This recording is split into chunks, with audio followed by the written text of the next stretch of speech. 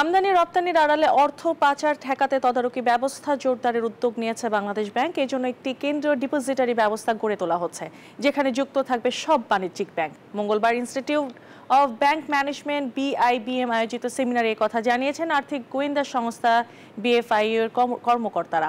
এ সময় কেন্দ্রীয় ব্যাংকের ডেপুটি গভর্নর নুরুন নাহার বলেন, অর্থ পাচার কমে এলেও নিশ্চিন্তে থাকার কোনো সুযোগ নেই।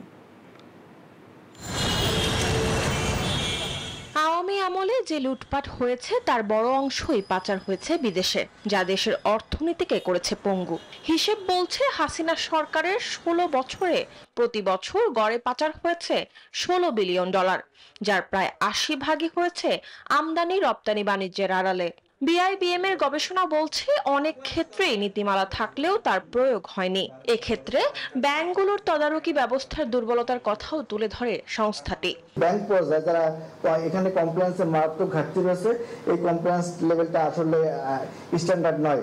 গভর্নমেন্ট লেভেলে তাদের নিজেদের মধ্যে কোলাবোরেশন লাগবে, ক্রস কান্ট্রি লেভেলে কোলাবোরেশন লাগবে, আবার ব্যাংকের ভিতরে ডিপার্টমেন্টাল যে কোলাবোরেশন সেটারও প্রয়োজন হবে। সাপোর্টিভ ফ্রেমওয়ার্ক, একটা লিগ্যাল এনফোর্সিবিলিটি অফ কন্ট্রাক্ট আমাদের লাগবে, আর কমপ্লায়েন্স কালচারটা ডেভেলপ করতে হবে। এমন পরিস্থিতিতে অনেকটা সক্রিয় হয়েছে কেন্দ্রীয় ব্যাংক। ফাঁকফোকর বন্ধে নানা উদ্যোগ নেওয়া হয়েছে। অপরাধীদের দ্রুত শনাক্তে বিভিন্ন সংস্থার মধ্যে সমন্বয় বাড়ানো হচ্ছে। পাশাপাশি বহির্বাণিজ্যে বাড়ছে নজরদারিও। আমদানি রপ্তানিতে মূল্য যাচাইয়ে ব্যাংকারদের আরো তৎপর থাকার পরামর্শ দেন বাংলাদেশ ব্যাংকের ডেপুটি গভর্নর। বলেন, পাচার কমেছে ঠিকই, কিন্তু বসে নেই দুর্নীতিবাজরা। ধূর্ততার সাথে মানুষ করে, যারা করে এটা কিন্তু যে গাইডলাইন্স বা এগুলা দিয়ে ধরা যাবে না। এটা একদম IQ অ্যাপ্লাই করতে হবে আর অনেক বেশি সতর্ক থাকতে হবে। সেই সাথে পাচার ঠেকাতে অপরাধীদের তালিকা প্রকাশ করে তাদের দ্রুত বিচারের আওতায় আনার তাগিদ দেন বক্তারা। ফেরত পাঠাচ্ছে। মরিয়ম আজিজ মরিন, নিউজ 24, ঢাকা।